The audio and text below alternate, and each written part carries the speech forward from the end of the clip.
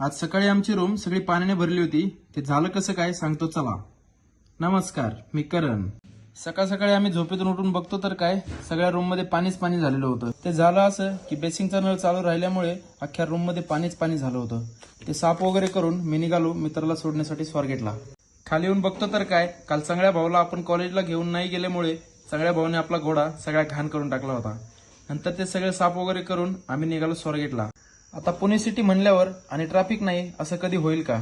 Traffic मध्ये अर्धा तास घातला आणि फायनली आम्ही पोहोचलो बस स्टँड वरती. मित्राला सोडून रिटर्न येताना आम्हाला ही जुन्या काळातील नेत्यांची गाडी दिसली. त्या गाडीला मागे टाकून आम्ही गेलो एका कपड्याच्या दुकानामध्ये. आमच्या रूम मधले पोरं सगळेच गावाकडे चालल्यामुळे रोज एक एक जण कपडे घेण्यासाठी दुकानात जात आहे.